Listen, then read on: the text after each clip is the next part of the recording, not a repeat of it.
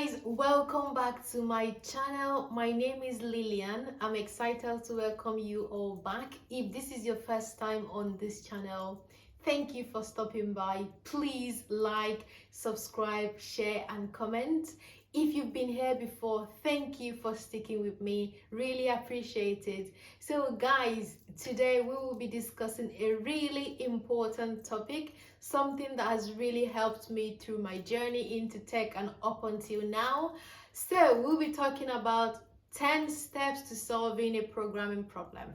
Reading through the comment section, I find a lot of people feel overwhelmed when they are confronted with a programming problem.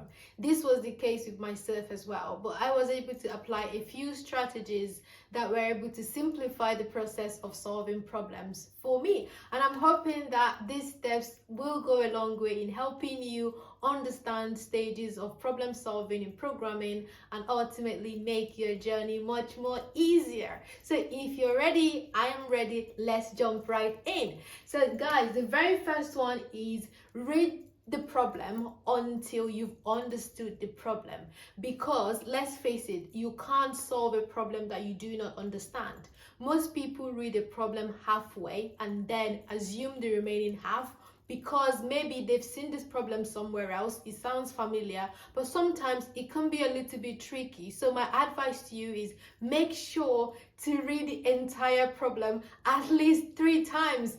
Understand the problem, and then you can think about solving the problem. Now, the step 2 is walk through the problem manually with sets of sample data. Now, depending on what the task is and depending on what you've been asked to solve, I would strongly recommend using your pen and paper and trying out the solution. Now, the third one is simplify and optimize your steps. Now, in step 2, when you tried to solve the problem manually, you may have listed a few steps as to how to get to your goal.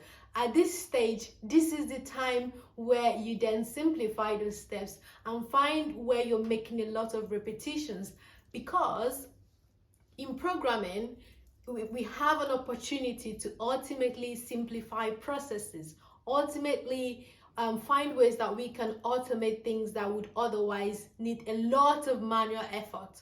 So at this stage 3, this is where you look at your code and see what you're repeating a lot and see how you can go ahead to optimize your code even further. Now, having done that, step 4, guys, is write pseudocode. Now, pseudocode is my personal favorite. This is where I get to slow down a little bit because I tend to get very excited. So guys, pseudocode is basically writing out the code implementation in a simple English language or whatever language you speak, in a manner that anyone would understand and you would understand. Now, the reason why it's good for you to do that is because it allows you to write your implementation line by line, and that makes it very simple for you to see how the logic is flowing and see where you can do better. Now, having done that, guys, the next stage would be to transfer your pseudocode into a proper code, depending on the language you're working on. Simplify and amplify your code. What does this mean? I like to think about this one as it is dependent on your team, your instructor, or your personal preference. If you're working alone, in your case, maybe you're getting into tech and you're doing side projects. Now, what this means is that you should be able to find out if you're able to condense your code or make your code more concise. Should you be able to make your code more readable? Look at your variable naming, your function namings, and all of that, and make sure that everything is according to the required standard as per your organization and as per the industry. Debugging. So debugging is a recurring process. It's something that I would strongly recommend you incorporate into your work every step of the way, because debugging throughout will allow you to catch any syntax errors or any gaps in logic, which ultimately makes you a very good programmer. So also console.log or using print statements to print things to the console will assure you, or at least make sure that you're getting what you expected to be getting as the output.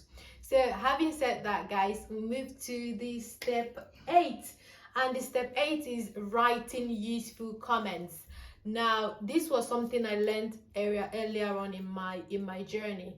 Now when you write code and you do not leave comments, if you come back to the same code after a month, chances are that you may not remember what functions are doing what, or what part of the code is doing what. But then if you properly document your code, leave comments where you should, when you come back to the code after a few months, or someone else picks up your code, they should be able to, with a glance, understand what is going on in the code. So please try to implement comments in your code.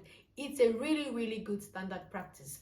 Having said that, guys, the next one is get feedback through code reviews.